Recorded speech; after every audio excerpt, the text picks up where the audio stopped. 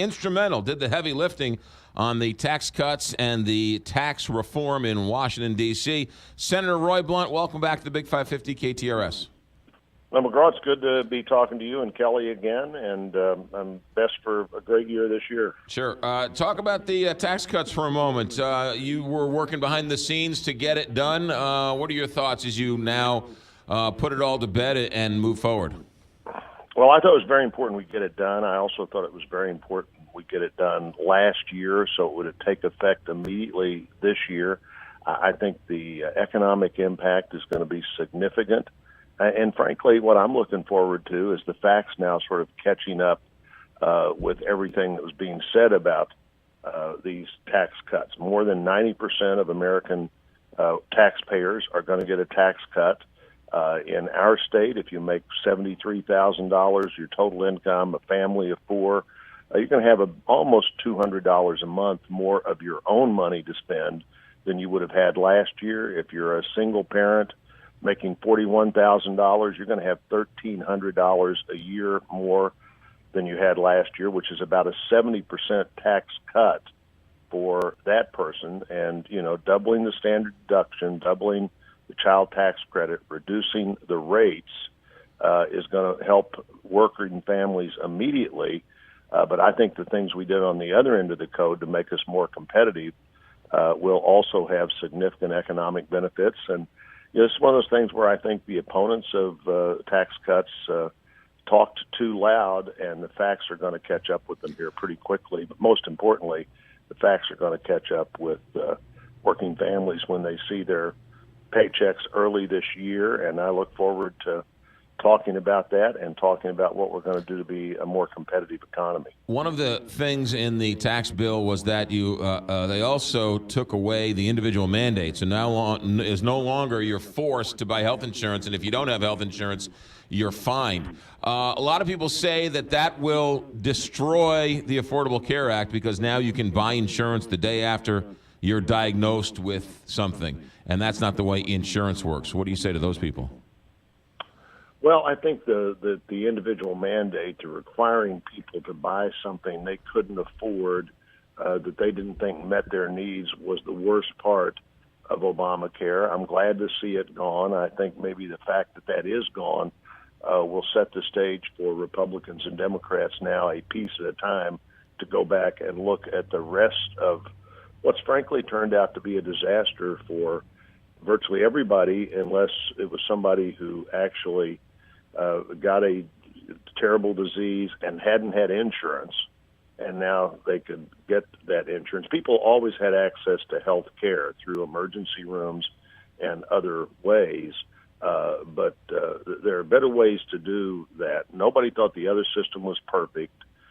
Expanding the high-risk pools, like the working high-risk pool in our state, if we could have expanded that rather than spend all this time and effort other places, everyone would have been able to have access to insurance at a much lower rate than individuals are paying today. At that time, if you could get in the Missouri high-risk pool, you were paying about 135% of the regular rate, and the regular rate at that moment was less than half of what the regular rate is now. So clearly, you had a better opportunity then than you have now. But I look forward to seeing the associated health plans, where if you work for a small restaurant or a big restaurant that doesn't have health insurance, you might have the capacity, would have the capacity to get your insurance through the Missouri Restaurant Association or the National Restaurant Association. If you put it in NFIB, the National Federation of Independent Business, you probably can get your insurance through a much larger group now.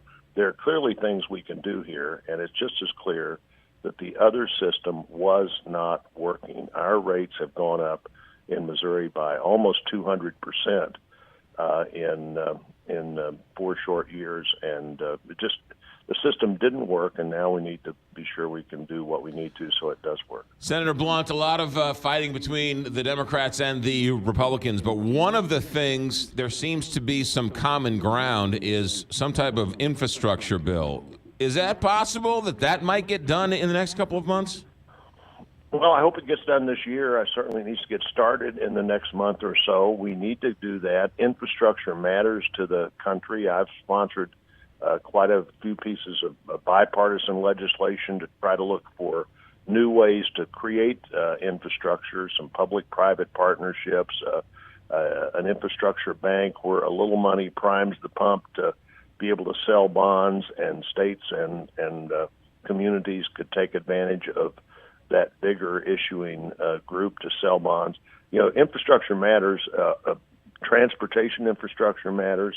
What's under the ground, that infrastructure matters. But where we live, McGraw, our primary advantage, we have a lot of advantages, but our principal advantage in this economy is transportation. So we have an even bigger stake than a lot of the rest of the country does in highways working, railroads working, inland ports working, and working effectively and all together. And whether it's the locks and dams north of St. Louis, or how we are going to see the new opportunities in food and manufacturing impact our state. Transportation is a key to that. And so both the Missouri General Assembly and Missourians working in Washington should be very focused on what do we do to make this transportation system work in a way that, again, creates better jobs and better access to health care and other things.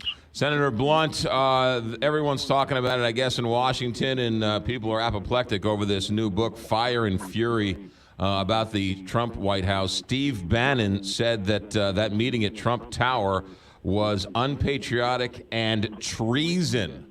What are your thoughts as you hear President Trump's, one of his chief strategists, call that meeting with Donald Trump Jr. and the Russians treasonous? Well, I believe I saw the president had a pretty aggressive response to that yesterday. I would imagine that he and Mr. Bannon are no longer going to be considering themselves friends here for some time, maybe never again. I think we toss these terms around too easily. Liar, treason, all these kinds of things are part of the problem in our inability to get things done and to work together. Would I have gone to that meeting? I think I would not have gone to that meeting. But would I have hired a company that then hired a foreign intelligence officer to put together a dossier on the opposing candidate? Don't think I'd have done that either.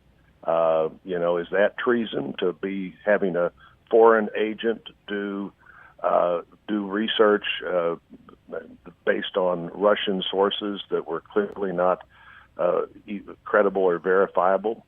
I just think we're too easily tossing these things around. We need to come to a conclusion on what happened in the election regarding the campaign in Russia. I'm on the intelligence committee that's trying to get to that conclusion. We also ought to understand the Russians have interfered in elections, including ours now, for a couple of decades. We should have been more concerned when they were interfering in these little Eastern European countries in their elections. But what we ought to know now is let's be sure we're doing everything we can to further protect our vote counting system and our election system from the Russians or anybody else, the Russians, the Chinese, or some guy sitting in his basement, from being able to get into that system.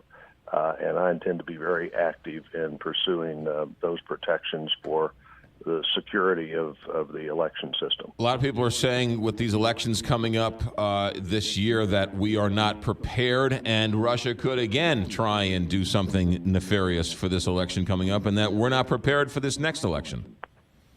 Well, I think that's one reason we need to come to some conclusions here and make some recommendations about how the federal government works in a way that shares more information and provides more assistance to state and local election authorities. I do think one of the great securities in our system is that it's so diverse and so different from state to state that it's fairly hard for an outside bad actor to figure out how they get into that system.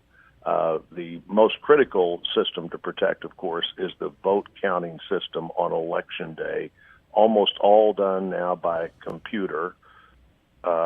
States that didn't have a paper trail are moving back to a paper trail, so that if you do ever have a question, you can actually go back and get those ballots out again and count them by hand or any other way you need to verify if something did happen that shouldn't happen. But one of our top priorities should be election day infrastructure, and then right after that is our infrastructure generally, keeping the hackers and the bad actors from impacting the airline control system, impacting the water systems of the country, impacting the electric grid of the country.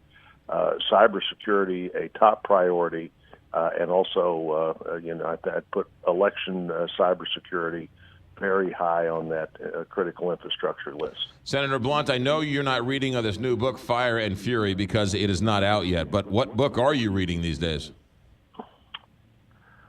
Well, I finally got back to the stack of books. There was a book that came out a couple of years ago about the White House called The Residence, and I'm in the middle of that. I just finished, I think maybe we talked about, I started and just finished Dean Acheson's book, President, the Creation. Now, that's an old book, Sure. 1969 or so, maybe even earlier than that.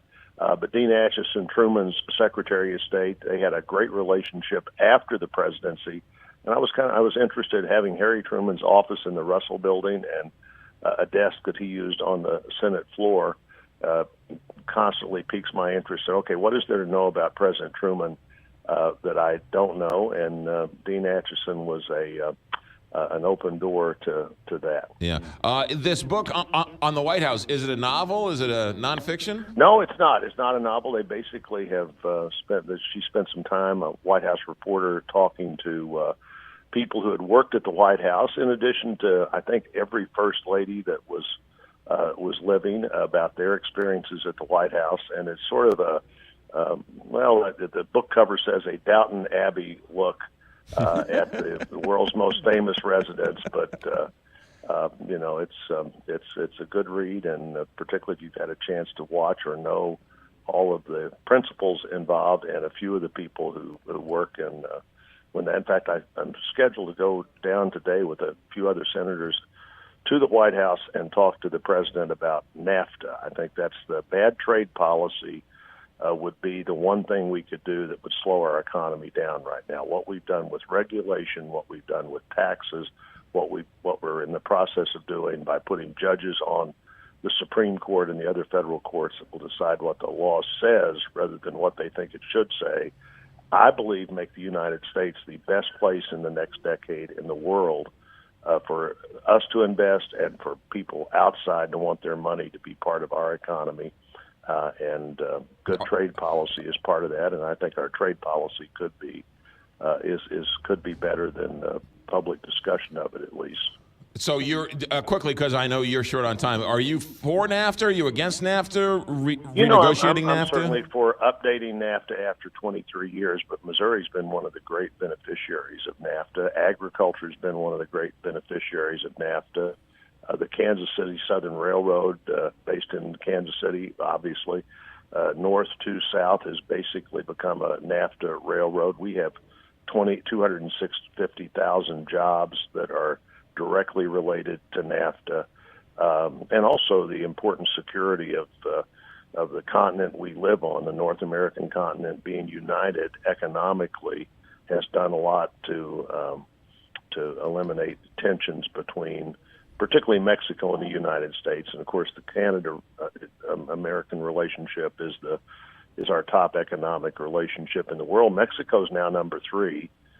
And could become number 2, and probably will, unless we make it difficult for our car manufacturers and our agriculture interest in our state to continue to be part of that important agreement. We will win in any situation where we have a fair chance for our products to get into other countries, because we let almost every product into our country with a very low tariff. So trade is almost always opening doors for us that otherwise would be closed to us, while our doors were open to them. And the president's beginning to show signs of how important that is, but I look forward to the chance to talk to he and the trade ambassador and others about that as we approach this January round of negotiations. And I hope we don't have to get to where we're giving notice that somehow we might get out of NAFTA. I think we've sent plenty of signals that we want this to work more fairly for us. And of course, we should all be for that, and we should all be for enforcing all the trade agreements we have so that people aren't able to do things that they have agreed not to do. Senator Roy Blunt, be safe in your Good to talk travels, to you. and we'll talk to you soon. Thank you, sir. Okay.